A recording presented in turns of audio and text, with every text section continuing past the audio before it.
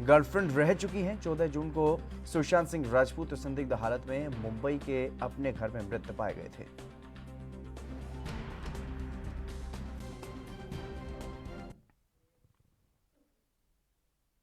सुशांत सिंह राजपूत मामले में drugs angle को लेकर के एनसीबी ने अभिनेत्री रिया चक्रवर्ती को गिरफ्तार कर लिया है और इस पर बिहार के डीजीपी गुप्तेश्वर पांडे ने कहा है कि रिया पूरी तरह से एक्सपोज हो चुकी है।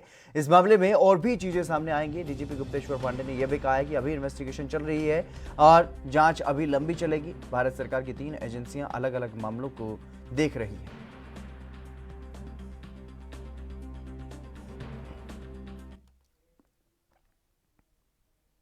सुशांत केस में ड्रग्स का एंगल पूरे देश में चर्चा का मुद्दा बना हुआ है, लेकिन अब सैंडलवुड यानी कि कन्नड़ फिल्म इंडस्ट्री में भी ड्रग्स के शाह खेल से पर्दा उठ चुका है। बेंगलुरु में सेंट्रल क्राइम ब्रांच की टीम ने कन्नड़ एक्ट्रेस संजना गलरानी के घर पर छापा मारा है और ये छापा कन्नड़ एक्ट्रेस रागिनी द्विवेदी की गिरफ्तारी के बाद मारा गया है। रागिनी को कल कोर्ट ने 5 दिन की कस्टडी में जेल भेज दिया था।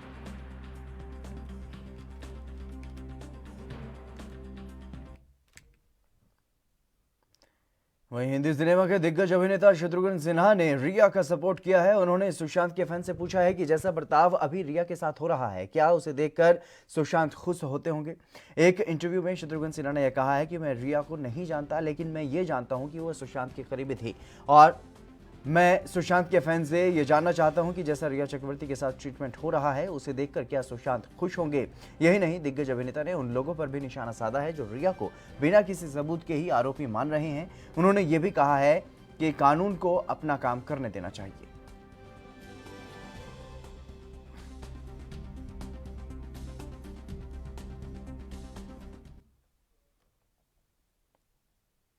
कंगना रनौत और महाराष्ट्र सरकार के बीच विवाद थमता हुआ नजर नहीं आ रहा है। शिवसेना नेता संजय राउत के साथ ट्विटर वॉर के बाद बीएमसी ने अब कंगना के मुंबई स्थित ऑफिस पर छापेमारी की है और अब महाराष्ट्र सरकार ने कंगना के ड्रग्स कनेक्शन को लेकर के जांच शुरू कर दी है।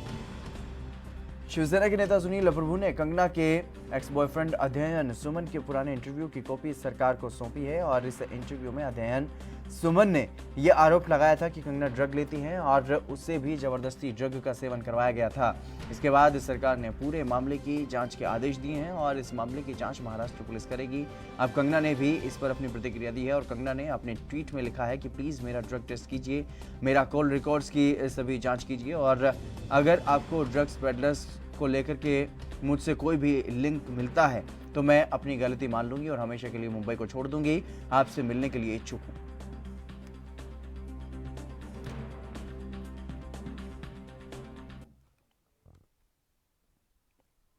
अभिनेत्री कंगना रनौत और शिवसेना के बीच विवाद जो है वो गहरा गया है और महाराष्ट्र के गृह मंत्री अनिल देशमुख ने यह कहा है कि कंगना के ड्रग्स लेने की जांच की जाएगी। इसके लिए बॉलीवुड एक्टर शेखर सुमन के बेटे अध्ययन सुमन के एक इंटरव्यू को आधार बनाया गया है और अध्ययन ने कंगना पर कई आरोप लगाए थे। इस पर कंगना ने कहा है कि अगर उनके ड्रग्स कनेक्शन का सबूत मिलता है तो वो मुंबई छोड़ देंगे।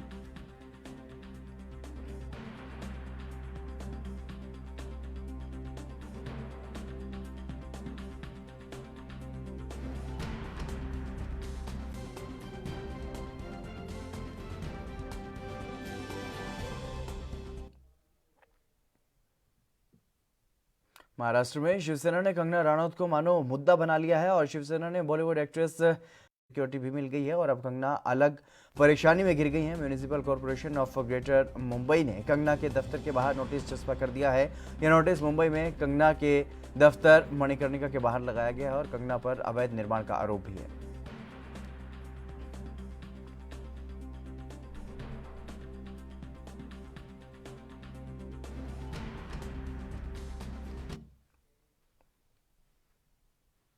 शिवसेना नेता संजय राउत को शिवसेना ने पार्टी का मुख्य प्रवक्ता नियुक्त किया है और संजय राउत बीते कुछ दिनों से अभिनेत्री कंगना रनौत के साथ विवादित बयानों की जुबानी जंग को लेकर के सुर्खियों में छाए हुए हैं और शिवसेना ने मंगलवार को एक बयान जारी कर राउत को पार्टी का अहम पद सौंपा है। शिवसेना के मुखपत्र सामना के कार्यकारी संपादक संजय राउत को लेकर के शिवसेना ने मंगलवार को एक बयान जारी किया है जिसमें राउत को पार्टी का मुख्य प्रवक्ता नियुक्त किया गया है।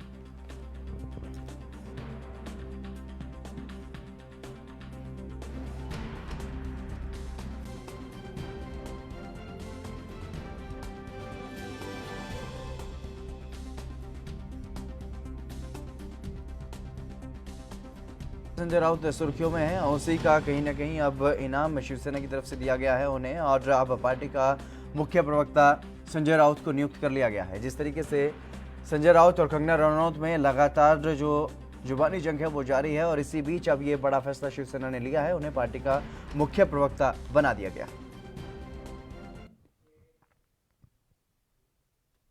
दिल्ली के मुख्यमंत्री अरविंद केजरीवाल ने एक अहम ऐलान किया है। केजरीवाल ने यह कहा है कि अब कोविड टेस्टिंग के लिए पर्ची की जरूरत नहीं है। केजरीवाल ने ट्वीट करके यह ऐलान किया है कि सीएम का कहना है कि उन्होंने राज्य के हेल्थ मिनिस्टर को इस बारे में निर्देश दे दिए हैं, यानी कि दिल्ली में अगर कोई भी कोविड का टेस्ट कराना चाहे तो इसके लिए लैब वालों को प्रिस्क्रिप्शन नहीं मांगना चाहिए।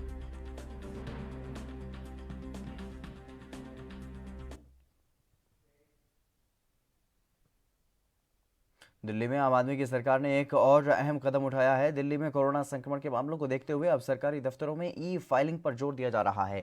इसी कड़ी में मुख्यमंत्री अरविंद केजरीवाल ने वीडियो कॉन्फ्रेंसिंग के जरिए दिल्ली सरकार की ई फाइलिंग उपभोक्ता शिकायत प्रणाली का उद्घाटन किया है। वीडियो कॉन्फ्रेंसिंग के माध्यम से उद्घाटन के दौरान संबंधित विभाग के बड़े अधिकारी भी शामिल रहे, और ई फाइलिंग उपभोक्ता शिकायत प्रणाली से लोगों को राहत मिलेगी। अब आम लोग घर पर बैठकर भी शिकायत दर्ज करवा सकेंगे। कोरोना संक्रमण से बचाव के साथ ही लोगों का समय भी बचेगा।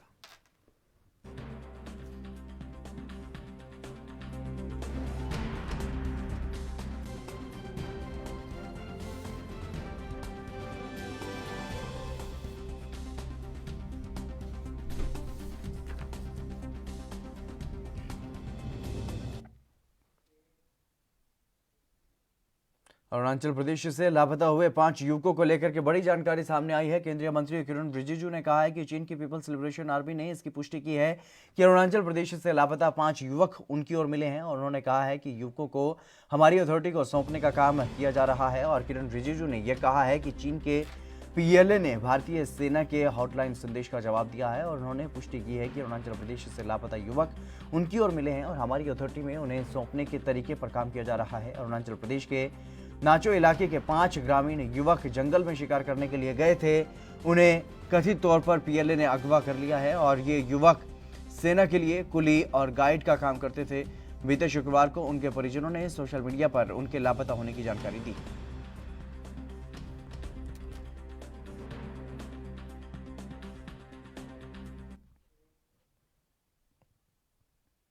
केंद्रीय मंत्री धर्मेंद्र प्रधान ने रेल मंत्री पीयूष गोयल को एक पत्र लिखा है। इस पत्र में धर्मेंद्र प्रधान ने श्रमिक स्पेशल ट्रेनों को बहाल करने की मांग की है, और ये ट्रेनें उड़ीसा से गुजरात, कर्नाटक और महाराष्ट्र के बीच चलनी है। इनका मकसद प्रवासी मजदूरों को वापस उन राज्यों तक पहुंचाने में मदद करना है जिन राज्यों में वो लॉकडाउन से पहले रोजी रोटी कमाने के लिए गए थे।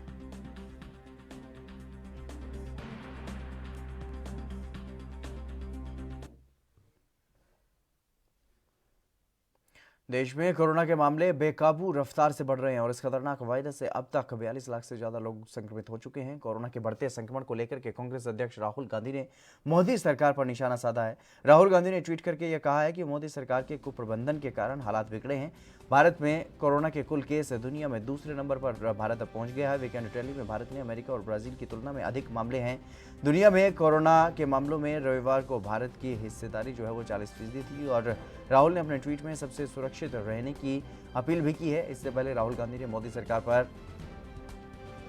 एलआईसी में हिस्सा बेचने को लेकर के भी निशाना साधा था। उन्होंने कहा है कि मोदी जी सरकारी कंपनी बेचो मुहिम चला रहे हैं, और राहुल गांधी ने कहा कि खुद की बनाई आर्थिक बेहाली की भरपाई के लिए देश की संपत्ति को थोड़ा थोड़ा करके बेचा जा रहा है, और जनता के भविष्य और भरोसे को ताक पे रखकर एलआईसी को बेचना मोदी सरकार का एक और शर्मनाक प्रयास है।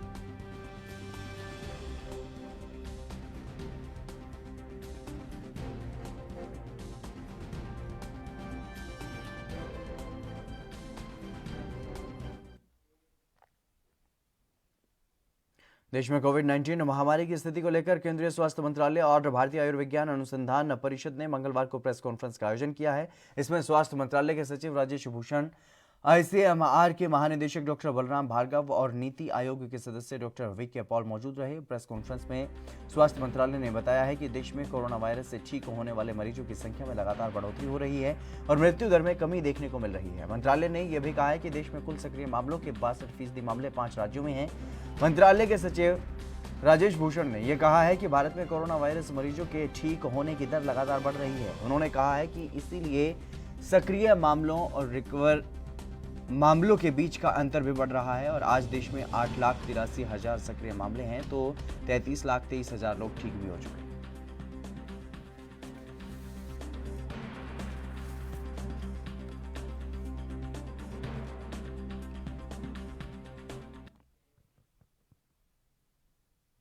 जम्मू कश्मीर के लेफ्टिनेंट गवर्नर मनोज सिन्हा ने मंगलवार को उधमपुर में विकास कार्यों से जुड़ी हुई योजनाओं के लिए रिव्यू मीटिंग की है और उन्होंने अफसरों को निर्देश दिया है कि CSS से जुड़ी हुई स्कीम को इस महीने के अंत तक 100% पूरा किया जाए और साथ ही राशन कार्ड को आधार से कनेक्ट करने का काम भी पूरी तरीके से कंप्लीट किया जाए।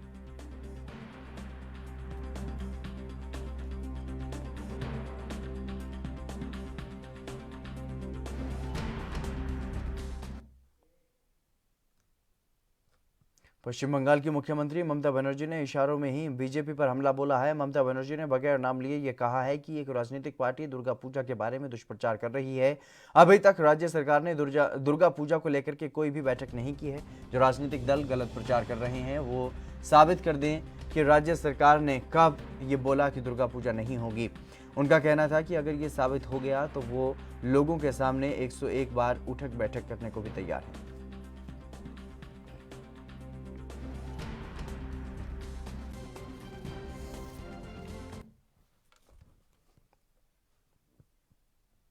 महाराष्ट्र विधानसभा के मानसून सत्र के दूसरे दिन भाजपा विधायकों ने राज्य की मौजूदा अघाड़ी सरकार के खिलाफ सदन की सीढ़ियों के बाहर बैठकर विरोध प्रदर्शन किया है और नारेबाजी की है। विरोध कर रहे बीजेपी के विधायकों का यह कहना है कि पूरे कोरोना काल के दौरान महाराष्ट्र सरकार इस महामारी से निपटने में पूरी तरह से असफल रही है। सरकार की आपसी खींचतान की वजह से महाराष्ट्र की जनता ने दोहरा कष्ट झेला है। एक तरफ जहां महाराष्ट्र की जनता कोरोना महामारी और उसके भय से परेशान थी तो वहीं दूसरी तरफ राज्य सरकार की उदासीनता भी उनकी मुश्किलें जो है वो बढ़ा रही थी और राज्य में अभी भी कोरोना महामारी का खतरा कम नहीं हुआ है। दूसरी तरफ कोरोना महामारी से कुछ हद तक बचने वाली आवश्यक दवा रेमडेसिविर का भी पर्याप्त मात्रा में बंदोबस्त राज्य सरकार नहीं कर पाई है।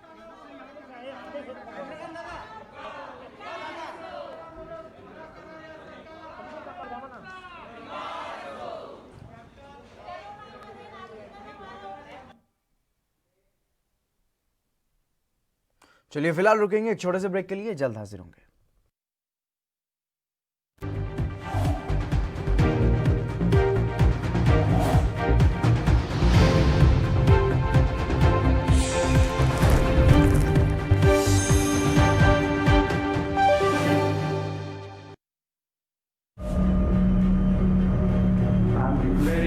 Public health emergency of international concern over the global outbreak of novel coronavirus. Bharat की कोरोना वायरस से जंग। आपको चाहिए पूरी जानकारी के लिए भरोसेमंद जरिया।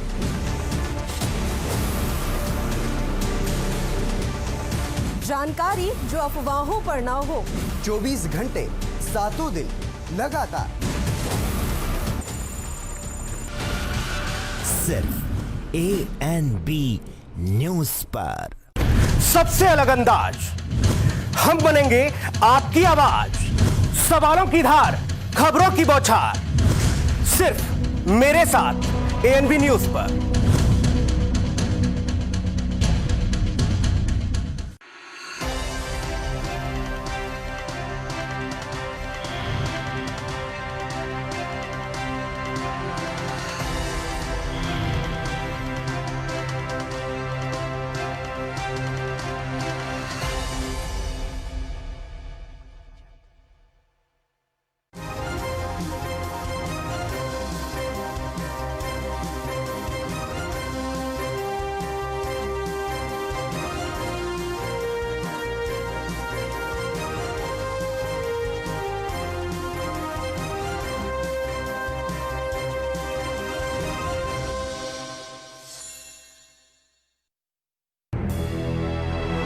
लखनऊ से लेकर चंडीगढ़ तक, मुंबई से लेकर रायपुर तक, क्या है राजनीति की हलचल, क्या है समाज का मिजाज।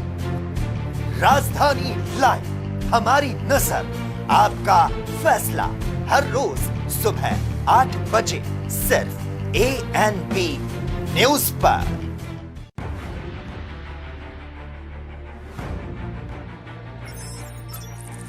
खबर चाहे सियासत की हो या सरकार की, खबर चाहे भ्रष्टाचार की हो या गुनहगार की,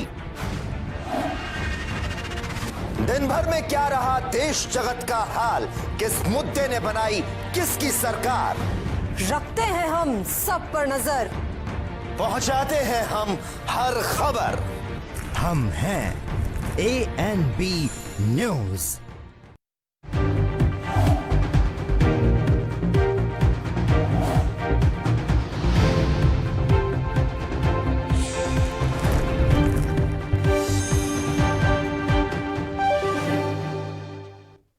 ब्रेक के बाद एक बार फिर से आप सभी का स्वागत है। खबरों में आगे बढ़ेंगे। उत्तर प्रदेश सरकार ने मुख्यमंत्री योगी आदित्यनाथ की मौजूदगी में एक बड़ा MOU साइन किया है।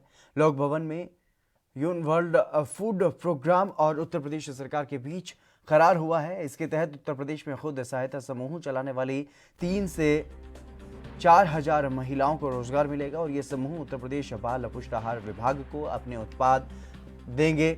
और CM योगी आदित्यनाथ ने इस प्रदेश में इस तरह से छोटे उद्योग चलाने वाली महिलाओं से वार्ता करके उनके साथ इस MOU का हिस्सा बनने के लिए उनको बधाई दी है। और इस मौके पर CM योगी आदित्यनाथ ने यह कहा है कि मुझे बहुत प्रसन्नता है कि आज उत्तर प्रदेश ग्रामीण आजीविका मिशन और united nation world food programme के बीच MOU साइन हुआ है।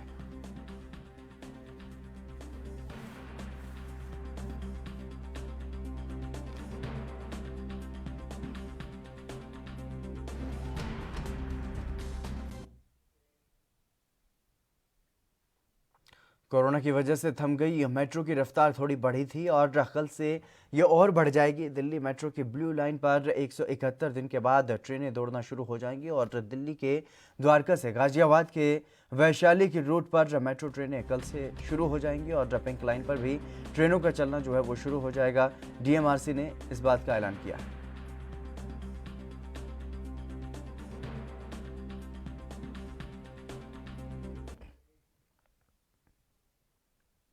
ANM महिला अभ्यर्थियों ने अपनी मांगों को लेकर पटना में CM आवास के घेराव की कोशिश की, लेकिन इसकी जानकारी मिलते ही सुरक्षा कर्मियों ने मोर्चा संभाला। आनंद फानंद में काफी संख्या में पुलिस बल भी घटनास्थल पर पहुंचे और प्रदर्शनकारी महिलाओं को CM आवास से पहले ही रोक लिया गया। ANM की ट्रेनिंग कर चुकी महिलाएं लगातार नौकरी की मांग कर रही हैं। महिला अभ्यर्थियों का यह आरोप है कि सरकार ने वैकेंसी निकालने के बाद भी इन लोगों को नौकरी नहीं दी है और CM आवास के बाहर प्रदर्शन के लिए आ रही महिलाओं ने आत्मदाह तक की भी धमकी दी है।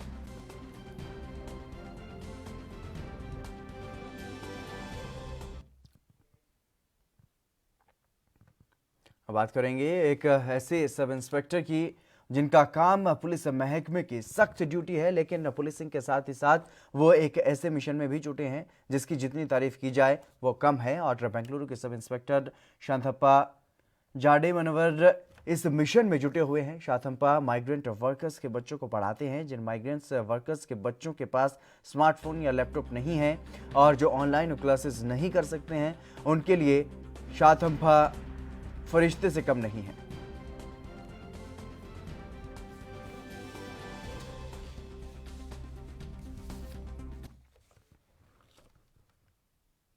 ICICI बैंक वीडियोकॉन केस में बैंक के पूर्व MD और CEO चंदा कोचर और उनके पति दीपक कोचर पर शिकंजा कस गया है। चंदा और दीपक कोचर को मंगलवार को प्रवर्तन निदेशालय के दफ्तर में PMLA यानी कि prevention of money laundering act court में ले जाया गया और ED के अफसरों ने दीपक कोचर को सोमवार को अरेस्ट किया था।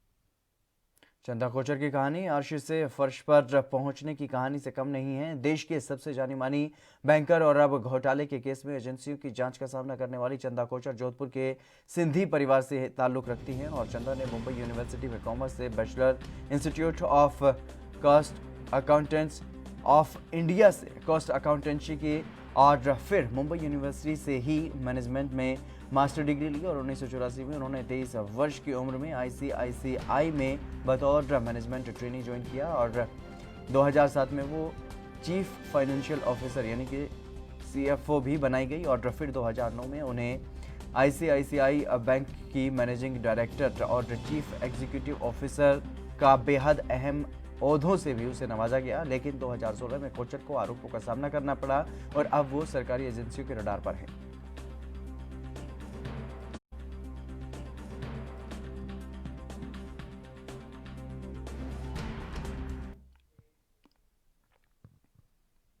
सरहद की हिफाजत के लिए हमारे जवान मुस्तैद हैं। दुश्मनों की नापाक चाल से देश महफूज रहे, इसके लिए हमारे प्रहरी लगातार अलर्ट मोड पर हैं और इसी कड़ी में ITBP यानी कि इंडो तिब्बत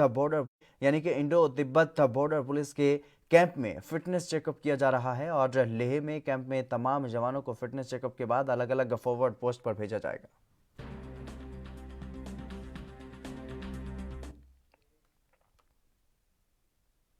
भारतीय रेलवे ने लंबी वेटिंग लिस्ट से परेशान यात्रियों की समस्या का समाधान करने का फैसला लिया है। इस फैसले से 1 से 1.5 महीने की चल रही वेटिंग लिस्ट में लोगों को अब निजात मिल जाएगी और यात्री आराम से कंफर्म बर्थ पर यात्रा कर पाएंगे और इसके लिए इंडियन रेलवे क्लोन ट्रेन चलाने जा रही है। रेलवे बोर्ड के चेयरमैन VK यादव ने 12 सितंबर से चलने वाली 80 नई स्पेशल ट्रेनों की घोषणा के साथ ही क्लोन ट्रेनों को चलाने का भी ऐलान कर दिया है।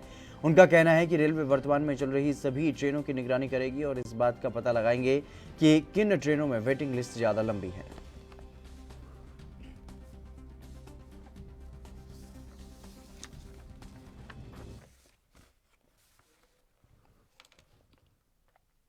विधायकों और मंत्रियों के साथ लंबी मंत्रणा के बाद मुख्यमंत्री कैप्टन अमरिंदर सिंह ने पंजाब में लॉकडाउन खत्म करने का फैसला लिया है। बता दें कि रविवार को लॉकडाउन जारी रहेगा। इसके साथ ही रात का कर्फ्यू भी जारी रहेगा। होटल एंड रेस्टोरेंट को लॉकडाउन के बाहर कर दिया गया है और होटल और रेस्टोरेंट शनिवार और रविवार को भी रात 9 बजे तक खुलेंगे। 9 बजे के बाद होम डिलीवरी को लेकर के गृह विभाग मंगलवार को नए दिशा निर्देश जारी करने की बात कही गई।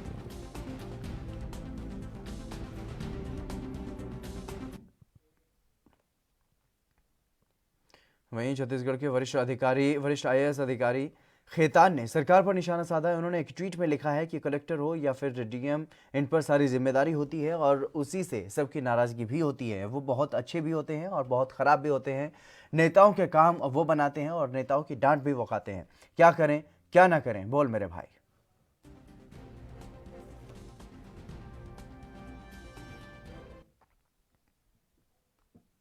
यूपी के वाराणसी में सारनाथ में कोरोना महामारी से पिछले 5 महीनों से बंद रहे सारनाथ के पुरातात्विक खंडहर परिसर को सुबह 10 बजे से शाम 5 बजे तक के लिए पर्यटन के लिए अब खोल दिया जाएगा और कोरोना संक्रमण से बचाव के लिए पर्यटकों को मास्क और सोशल डिस्टेंसिंग का पालन यहां पर करना अनिवार्य होगा और खंडहर परिसर के मुख्य गेट पर सोशल डिस्टेंसिंग के पालन के लिए गोल घेरे भी बनाए गए हैं और साथ ही वहां पर तैनात कर्मचारियों ने हर पर्यटकों के हाथ में सैनिटाइज कर थर्मल स्कैनिंग करने के बाद ही उन्हें प्रवेश दिया जा रहा है।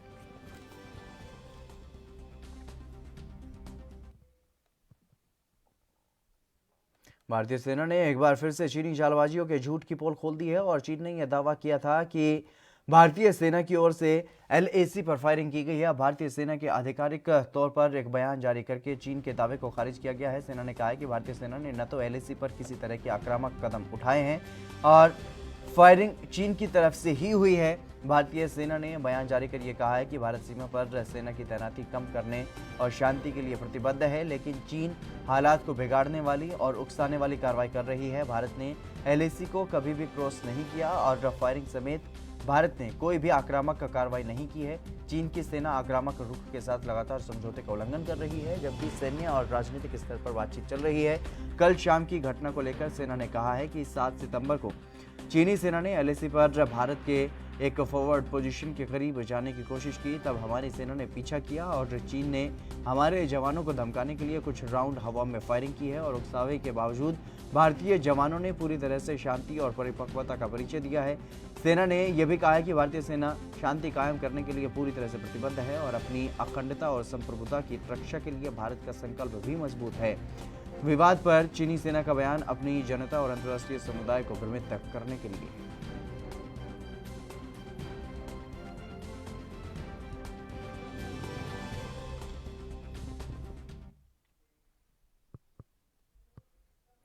अमेरिकी चुनाव प्रचार में कोविड वैक्सीन पर आरोप प्रत्यारोप का दौर शुरू हो गया है। राष्ट्रपति डोनाल्ड ट्रंप ने उपराष्ट्रपति पद की उम्मीदवार कमला हैरिस पर वैक्सीन की आड़ में निशाना साधा है। उन्होंने कहा है कि कमला अभी राष्ट्रपति नहीं बन पाएंगी और हैरिस ने यह भी कहा था कि जब तक वैक्सीन की क्षमता और निर्भरता के दावे का विश्वसनीय स्रोत नहीं हो जाता है तब तक राष्ट्रपति पर भरोसा नहीं किया जा सकता।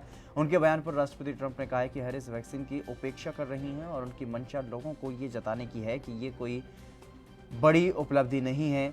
ट्रंप लेबर डे पर व्हाइट हाउस में आयोजित पत्रकारों से मुखातिब थे और उन्होंने यहाँ पर कहा कि मैं ये उपलब्धि खुद के लिए हासिल नहीं करना चाहता हूँ, मैं लोगों के लिए कुछ बेहतर करना चाहता हूँ जिससे उन्हें बीमार ना होना पड़े। राष्ट्रपति ने उम्मीद जताई है कि कोविड वैक्सीन रिकॉर्ड समय में इस साल के अंत या राष्ट्रपति चुनाव से पहले उपलब्ध हो सकती है और उन्होंने ये भी कहा है कि इससे उनके राजनीतिक प्रतिद्वंदी हतोत्साहित हुए हैं।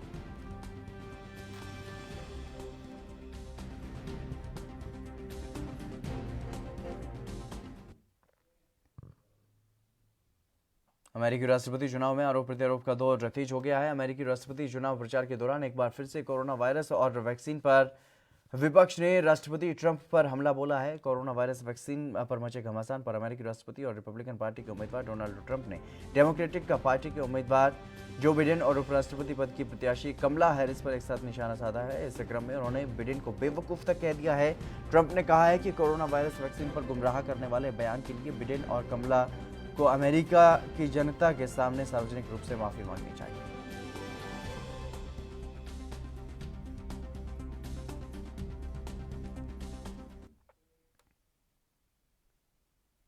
पूरी दुनिया कोरोना वायरस महामारी से जूझ रही है। दुनिया भर के देशों की अर्थव्यवस्था बुरी तरह से चरमरा गई है। ऐसे में विश्व स्वास्थ्य संगठन ने चेतावनी दी है कि दुनिया को अगली महामारी के लिए भी तैयार रहना चाहिए। दरअसल WHO प्रमुख टेड्रोस ने सोमवार को कहा है कि दुनिया को अगली महामारी के लिए बेहतर तरीके से तैयार होना चाहिए। साथ ही उन्होंने देशों से सार्वजनिक स्वास्थ्य में निवेश करने के लिए भी आह्वान किया है और चीन के वुहान शहर में दिसंबर 2019 में सामने आए पहले कोरोना वायरस मामले के बाद अब तक दुनिया में 2 करोड़ 7 लाख लोग इस वायरस की चपेट में आ चुके हैं और वहीं दुनिया भर में 8,88,326 के करीब लोगों की इस वायरस से मौत भी हो चुकी है। बता दें कि WHO के जिनेवा स्थित मुख्यालय में एक न्यूज़ ब्रीफिंग के दौरान टेड्रोस ने यह कहा है कि आखिरी महामारी नहीं होगी। इतिहास ने हमें सिखाया है कि प्रकोप और महामारी जीवन का एक तथ्य है, लेकिन जब अगली महामारी आएगी तो दुनिया को तैयार होना चाहिए। इस बार की तुलना में अधिक तैयार रहना होगा।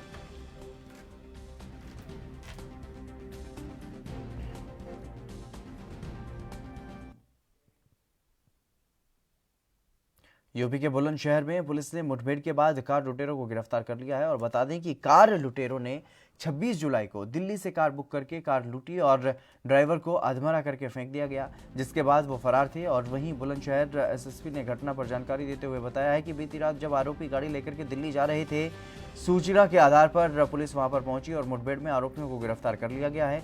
आरोपियों के पास से अवैध हथियार भी बरामद किए गए हैं।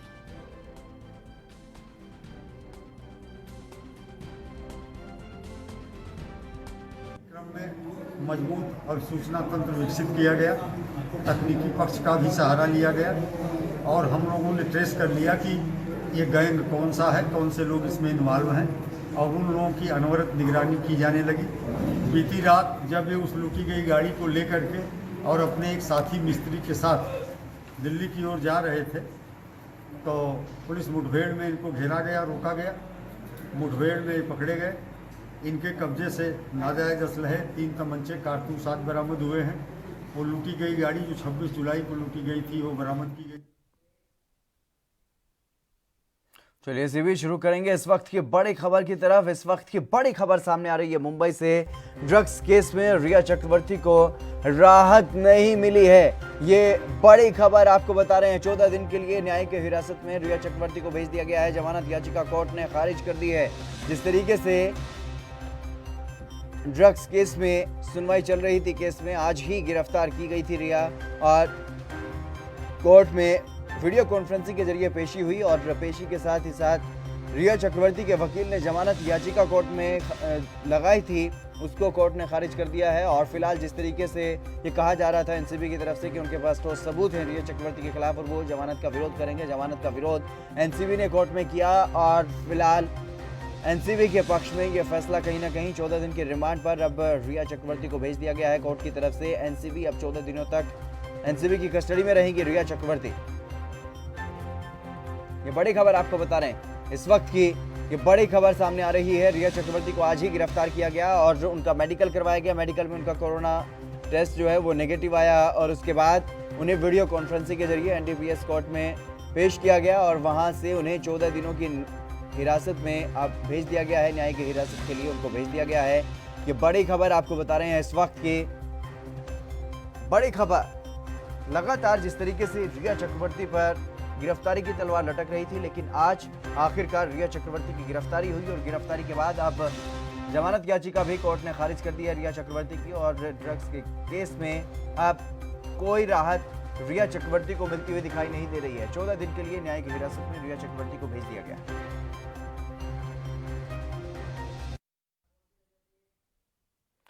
चलिए फिलहाल यहां पर रुकेंगे एक छोटे से ब्रेक के लिए, जल्द हाजिर होंगे।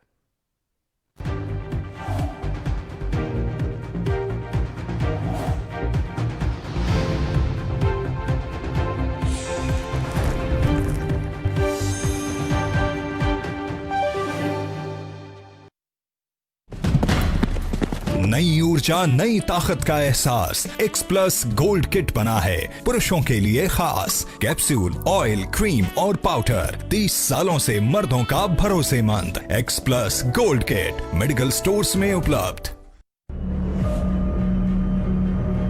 I'm declaring a public health emergency of international concern over the global outbreak of novel coronavirus. Bharat की कोरोना वायरस से जंग। आपको चाहिए पूरी जानकारी के लिए भरोसेमंद जरिया।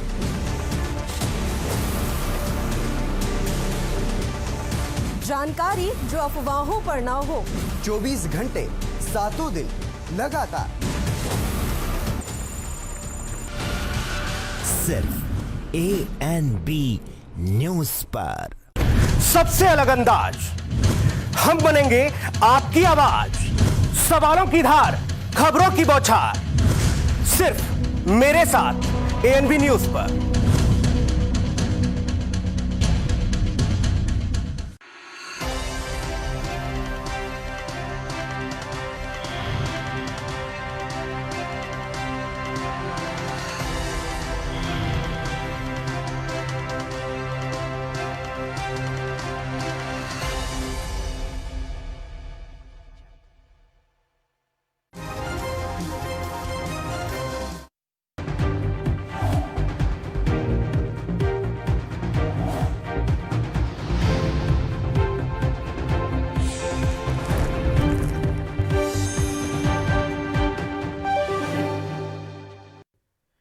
ब्रेक के बाद एक बार फिर से आप सभी का स्वागत है। खबरों में आगे बढ़ेंगे। बिहार के नवादा में फिर पेड़ से लटका शव मिलने के बाद इलाके में एक बार फिर से सनसनी फैल गई और ग्रामीणों ने यह बताया है कि मृतक पेशे से ड्राइवर था और मुंबई में गाड़ी चला करके अपना परिवार चलाता था, जो कोरोना काल में लॉकडाउन की वजह से अपने घर पर चले आए थे, जिसके बाद वो काफी तनाव में थे। और वहीं ग्रामीणों की माने तो कुछ घर में परिवार से भी तनाव चल रहा था और वहीं ग्रामीणों की सूचना पर पुलिस वहां पर पहुंची और शव को अपने कब्जे में लेते हुए पंचनामे की कार्रवाई के बाद पोस्टमार्टम के लिए भेज दिया गया। हम आ रहे थे मॉर्निंग वॉक निकलते हैं तो नज़र पड़ गया कि देखे कुछ आदमी टंगा हुआ है, तो हम थाना फ़ोन कर दिए। कुछ पता चला कहाँ का है? नहीं, हमको उतना कम दिखाई पड़ता है, आदमी चेहरे में पता लगता है कि ऐसे अगल बगल। गुजरात के सूरत जिले के डिंडोली पुलिस की पीसीआर वैन में एक युवक की सार्वजनिक रूप से पिटाई का वीडियो जो है सोशल मीडिया पर वायरल हो गया है। दरअसल पुलिस के सड़क पर युवकों की पिटाई करने के पीछे कारण ये था कि युवक ने पुलिस के सवाल का जवाब नहीं दिया और वहीं पुलिस ने पीसीआर वैन के सभी कर्मचारियों को बुलाया और इस संबंध में पूछताछ शुरू की।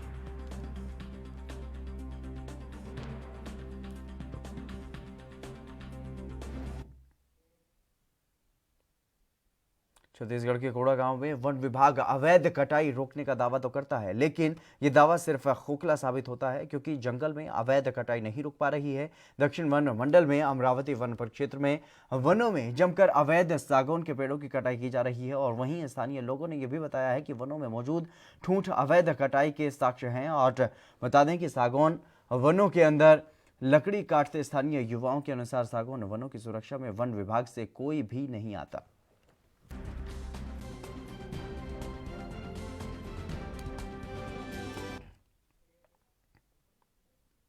छत्तीसगढ़ के गरियाबंद में पुलिस को एक बार फिर से बड़ी सफलता मिली है। 171 नग अवैध हीरे के साथ उड़ीसा के एक तस्कर को धर दबोचा है और मामला जो है वो जिले के देवभोग थाना क्षेत्र का है। और पुलिस अधीक्षक भोजराम पटेल ने बताया है कि मुखबिर से सूचना मिली है कि व्यक्ति बहुमूल्य हीरा अपने पास रखकर बिक्री करने सीनापाली उड़ीसा की ओर जा रहा था और तभी मौके पर पहुंचकर उड़ीसा बॉर्डर के पास नाकाबंदी कर मोटरसाइकिल चालक को पकड़ लिया गया।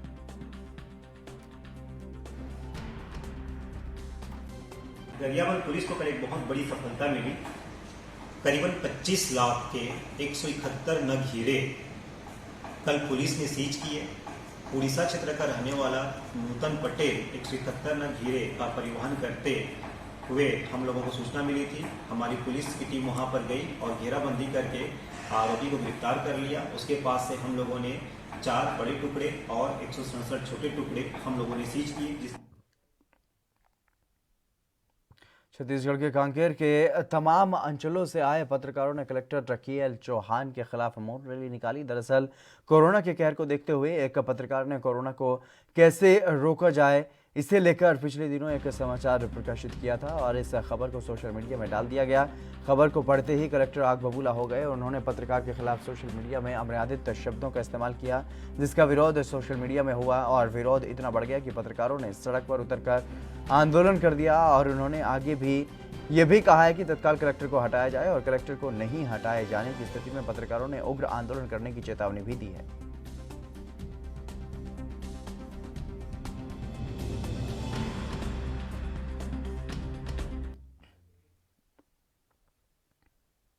डीएमआरसी ने यह जानकारी दी है कि दिल्ली मेट्रो 171 दिनों के बाद बुधवार से ब्लू लाइन द्वारका सेक्टर 21 से इलेक्ट्रॉनिक सिटी वैशाली और पिंक लाइन मजलिस पार्क से शिव विहार तक सेवाएं शुरू करेगी। और इन दोनों लाइनों को फिर से खोलने पर मौजूदा 28 इंटरचेंज मेट्रो स्टेशनों में से 9 की उपलब्धता सुनिश्चित की जाएगी और यात्री इन लाइनों पर राजौरी गार्डन, दिल्ली हाट, INA मयूर विहार फेज 1, कड़कड़डू माकोट और राजीव चौक, यमुना बैंक, ISBT आनंद विहार, आजादपुर और सिकंदरपुर स्टेशनों पर इंटरचेंज कर सकेंगे। और इसके अलावा रेड लाइन रिठाला से शहीद स्थल, न्यू बस अड्डा गाजियाबाद, ग्रीन लाइन कीर्तिनगर इंद्रलोक से ब्रिगेडियर होशियार सिंह और बहादुरगढ़ और वायलट लाइन कश्मीरी गेट से राजा नाहर सिंह बल्लभगढ़ तक सेवाएं भी बुधवार से फिर से शुरू होंगी।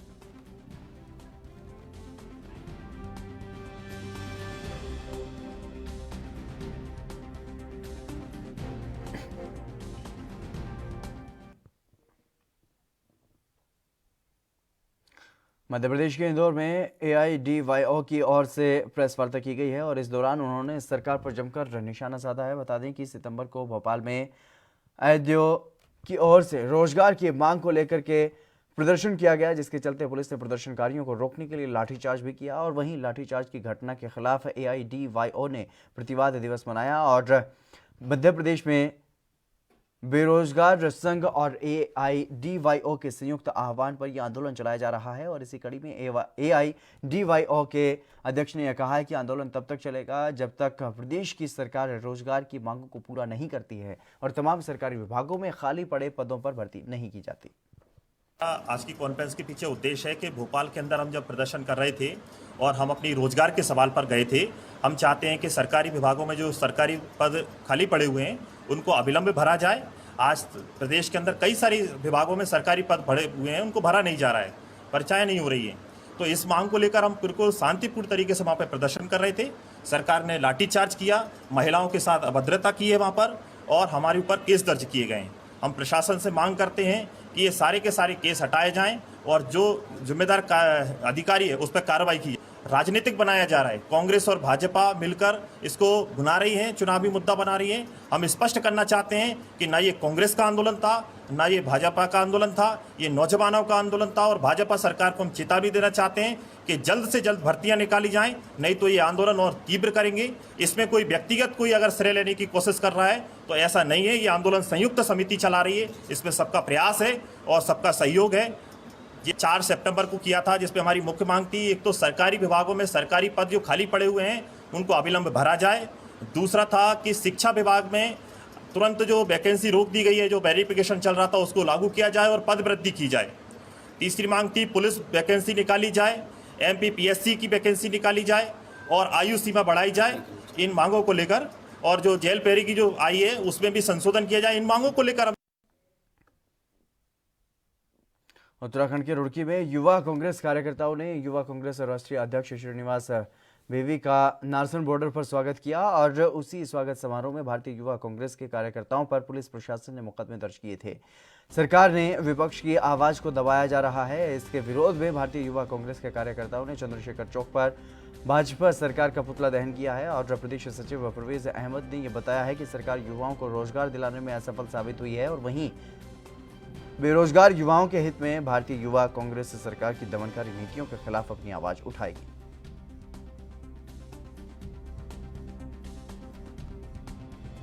हमारा जो मुद्दा लेकर यहाँ पर पहुँचे हैं वो है रोजगार। आप सभी को जिस तरीके से विदित है कि भारतीय अर्थव्यवस्था शाही हो गई है और रोजगार के अवसर बिल्कुल जीरो हो गए हैं। जो भर्तियाँ हैं जिनके एडवर्टाइजमेंट निकलते हैं उनके एग्ज़ाम नहीं हो रहे, जिनके एग्ज़ाम हो गए उनके परिणाम नहीं आ रहे और जिनके परिणाम हो गए उन्हें नियुक्ति नहीं मिल रही। उस मुहिम को लेकर युवा कांग्रेस ने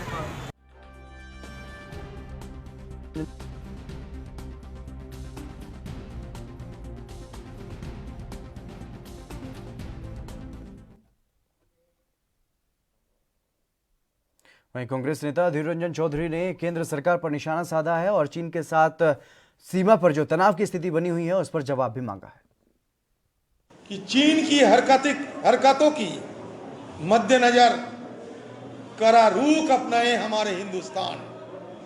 मोदी जी को जरूर ये मैं कहूंगा कि अगर चीनी फौजों ने लाल आंख दिखाई तो आप भी लाल आंख दिखाएं। चीनी फौजों की मुंह तोड़ जवाब देने के लिए सारे हिंदुस्तान सरकार को समर्थन करेगा। लेकिन कैसे चीनी फौजों ने हमारे सरजमीन पे इतने हद तक घुस चुके हैं, इसका राज क्या है, कैसे इस तरह की घटना घटी, ये सब चीज की जानकारी हमें मुहैया कराना सरकार की कर्तव्य बनते हैं। ये भी इंग्लैंड में चल रही सीमित ओवर की सीरीज खत्म होने पर यूएई आने पर दोनों टीमों के खिलाड़ियों को 6 दिन सेल्फ आइसोलेशन में रहना होगा।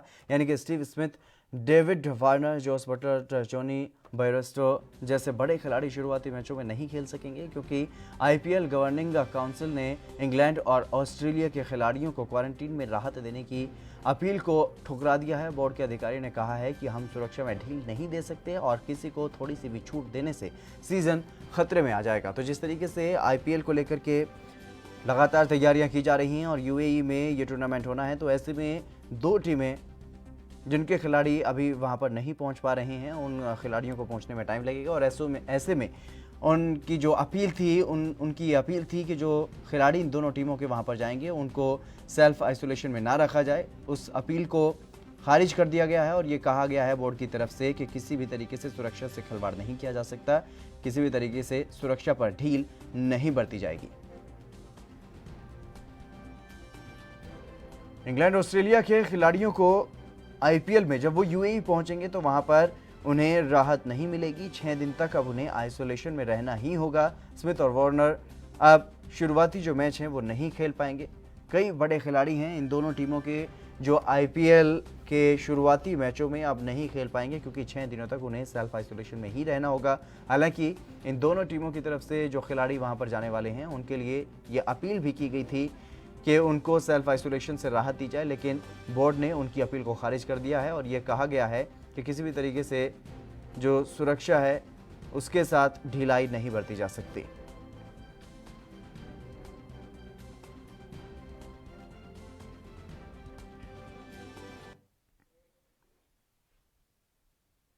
एक रिपोर्ट में बड़ा खुलासा हुआ है। पहले करीबी रहे पाकिस्तान और अमेरिका के रिश्तों में अब दूरियां बढ़ती जा रही हैं। दोनों देशों के संबंध इतने खराब कभी नहीं रहे।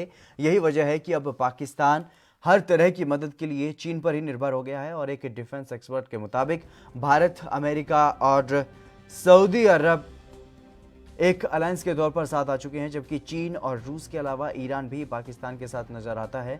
और रिपोर्ट के मुताबिक पाकिस्तान और अमेरिका के रिश्तों में नाटकीय बदलाव आया है और ये बेहद ख़राब हो चुके हैं और इसे महसूस भी किया जा सकता है। जिस तरीके से लगातार पाकिस्तान और अमेरिका के जो रिश्ते हैं वो कहीं ना कहीं अब ख़राब होते हुए दिखाई दे रहे हैं और यही वजह है कि अब पाकिस्तान जो है वो पूरी तरह से चीन पर निर्भर हो गया है। तो जिस तरीके से लगातार पाकिस्तान और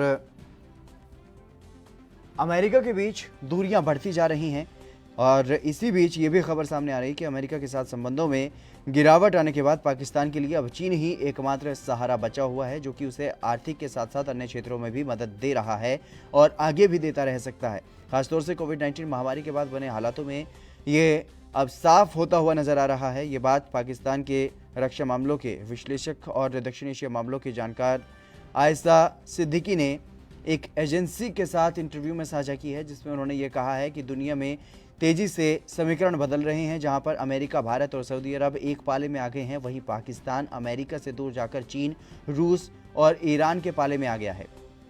हाल के महीनों में अमेरिका से पाकिस्तान के संबंधों में भारी बदलाव देखने को मिल रहा है और अमेरिका और तालिबान के बीच हुए समझौतों में पाकिस्तान की महत्वपूर्ण भूमिका रही, लेकिन अब ये कोई नहीं कह सकता कि पाकिस्तान को अमेरिका से आर्थिक सहायता मिलेगी, क्योंकि जिस तरीके से जब से डोनाल्ड ट्रंप अमेरिका के राष्ट्रपति बने हैं और पाकिस्तान में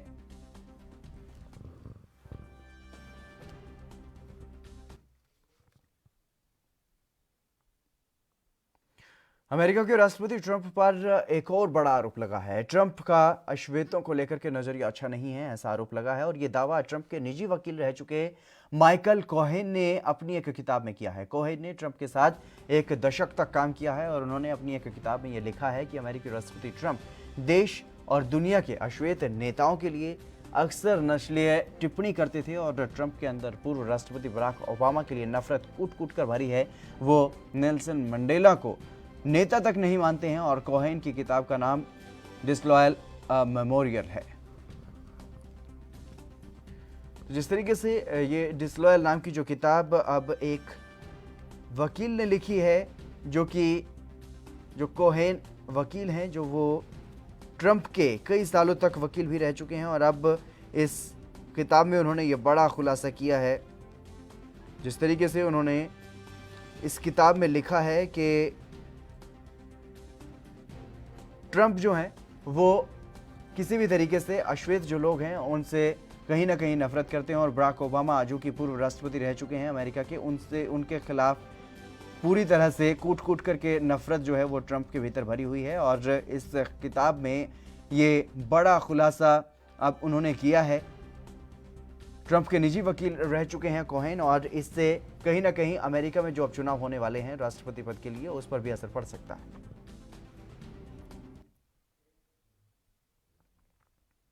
देश के एक बड़े तबके में लत की तरह फैल चुके पबजी गेम की वापसी के आसार हैं। दरअसल हाल ही में जब केंद्र सरकार ने चाइनीज ऐप्स को बैन किया था तो लपेटे में पबजी भी आ गया था और लेकिन इस गेम एप्लीकेशन को बनाने वाली साउथ कोरियन कंपनी ने यह साफ किया है कि चीन की टेंसेंट गेम्स से फ्रेंचाइजी वापस ले लेंगे और अब भारत में पबजी कॉरपोरेशन के एप्लीकेशन में किसी भी चाइनीज कंपनी का रोल नहीं होगा। कंपनी को उम्मीद है कि इस कदम से उसकी वापसी का रास्ता खुल सकता है, क्योंकि केंद्र के बैन के दायरे में सिर्फ चाइनीज कंपनियां ही थी और आपको बता दें कि भारत में पबजी का यूजर बेस सबसे ज्यादा था।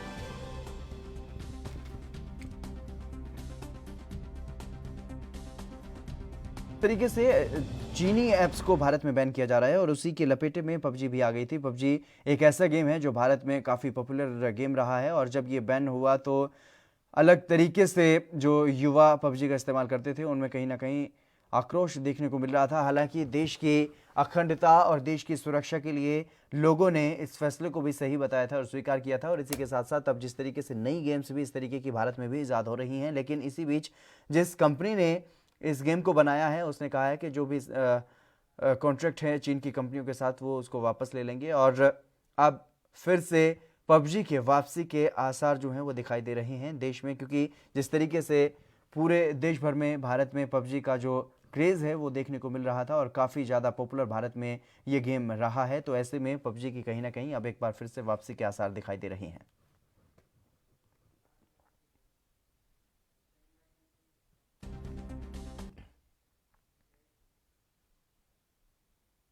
पाकिस्तान और चीन की साठगांठ का विरोध सीमा पार तेज होता जा रहा है और पाकिस्तान अधिकृत कश्मीर यानी कि पीओके के मुजफ्फराबाद में सैकड़ों लोगों ने चीन के खिलाफ प्रदर्शन किया है। विरोध कर रहे लोगों ने चीन के खिलाफ मशाल जुलूस निकाला और चीन की ओर से पीओके में बांधों के निर्माण का विरोध किया गया। ये बांध नीलम झेलम नदी पर बनाए जा रहे हैं और चीन भारत के खिलाफ पाकिस्तान के साथ मिलकर साजिश रचता रहा है। ये बांध भी इसी साजिश का हिस्सा है।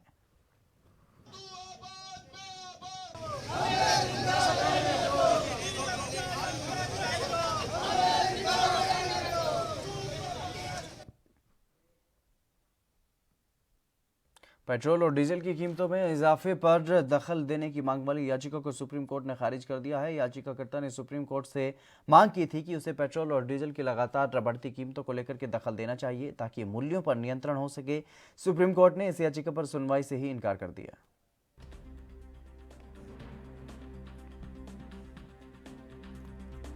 जिस तरीके से लगातार पेट्रोल और डीजल की कीमतों में इजाफा हो रहा है, उसी से परेशान होकर के एक याचिकाकर्ता ने कोर्ट में याचिका लगाई कि पेट्रोल और डीजल की बढ़ती कीमतों पर लगाम लगाई जा सके। इसके लिए सुप्रीम कोर्ट इस पूरे मामले में दखल दे, लेकिन कोर्ट ने इस याचिका को खारिज कर दिया है और इस याचिका पर सुनवाई करने से ही कोर्ट की तरफ से इनकार कर दिया गया है।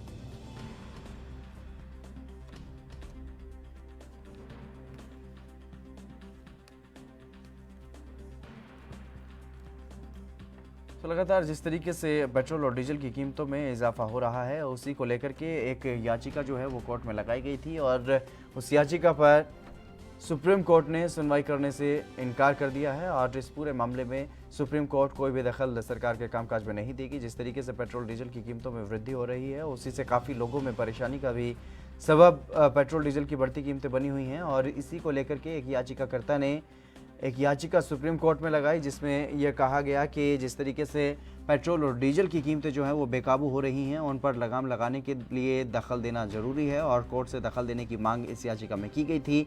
लेकिन याचिका पर सुनवाई करने से सुप्रीम कोर्ट ने मना कर दिया है और सुप्रीम कोर्ट इस पूरे मामले में कोई भी दखलंदाजी नहीं देगा।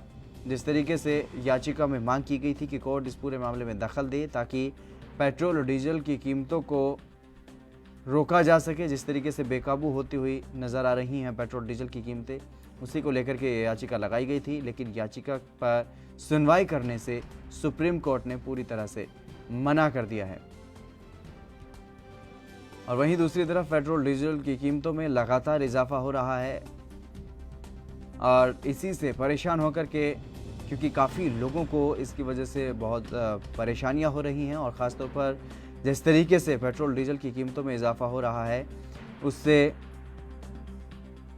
काफ़ी परेशानी आम लोगों को हो रही है और इसी पर लगाम लगाने के लिए याचिकाकर्ता ने याचिका लगाई थी। लेकिन सुप्रीम कोर्ट ने इस याचिका को खारिज कर दिया है और इस पर सुनवाई नहीं करने का फैसला लिया गया है।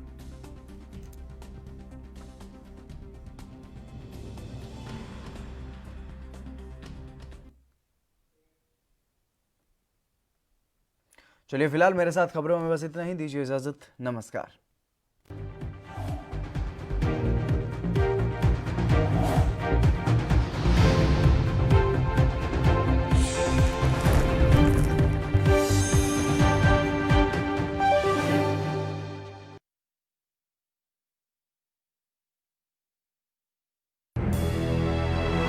लखनऊ से लेकर चंडीगढ़ तक, मुंबई से लेकर रायपुर तक, क्या है राजनीति की हलचल, क्या है समाज का मिजाज।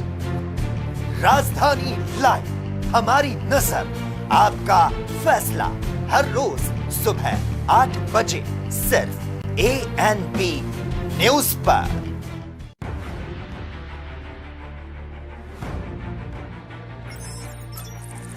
खबर चाहे सियासत की हो या सरकार की,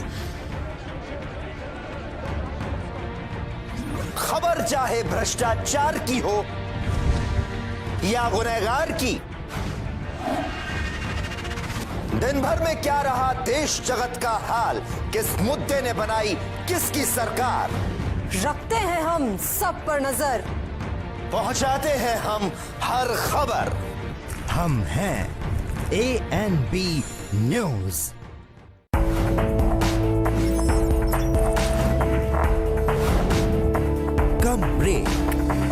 ज्यादा खबरों के साथ देखिए ANP news in channel number पर।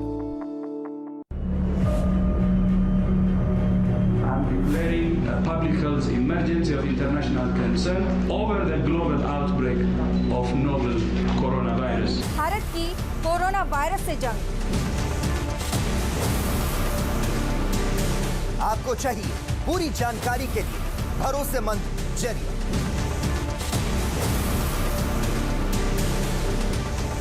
जानकारी जो अफवाहों पर ना हो।